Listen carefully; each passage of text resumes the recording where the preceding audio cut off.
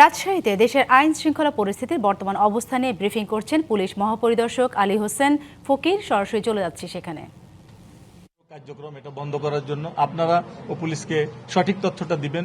মিসগাইডিং report করলে আমাদের সময় নষ্ট হয় বা আপনাদেরও কিন্তু ইমেজটা সমাজে নষ্ট হয়। তো আমরা একটি শান্তিপূর্ণ সভ্য সমাজ গঠনের জন্য কিন্তু যে সিটিজেন, ল অ্যাবাইডিং সিটিজেনও দরকার।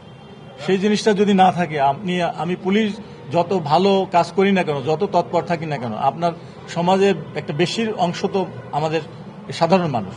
তো তারা ল অ্যাবাইডিং হতে হবে। আমাদের ইয়াং জেনারেশন কথায় কথায় রাস্তায় চলে আসে, রাস্তা ব্লক করে দেয়, কিন্তু ক্ষতিটা তো আমাদের সবারই হয়। কালোবাজারের বিরুদ্ধে তো অভিযান চলমান আছে। শোনেন, মানুষকে আমাকে একটু বলতে দেন, এই কাজগুলা কে করছে? আমাদের সমাজের লোকরাই তো করছে। কেন করছে? দেখা যাচ্ছে মোটরসাইকেলে একটা পেট্রোল পাম্প থেকে 2 কেজি তেল নিয়ে আর একটা ক্যাবে, এখানে কত টাকার বেনিফিট? আমরা এটা না করলেই তো পারি।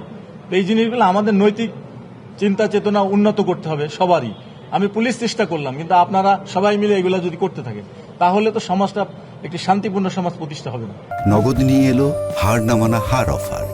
সর্বনিম্ন 10,000 টাকা রেমিটেন্স নগদে পাঠালে থাকছে স্বর্ণের হার জেতার সুযোগ। মানে সে যে মঞ্চ হোক আর যেটাই হোক, সব আইনের আওতায় সবাই আসবে, আইন অনুযায়ী সবার বিরুদ্ধে ব্যবস্থা নেওয়া হবে। আমি তো বললাম এগুলাও আমাদের আগে দরকার সঠিক তথ্য, ইন্টেলিজেন্স। এই ইন্টেলিজেন্সের ভিত্তিতে সরকার এবং পুলিশ বাহিনী আইনানুগ পদক্ষেপ মাদক ব্যবসায়ীদের বিরুদ্ধে গ্রহণ করবে। চলমান আছে।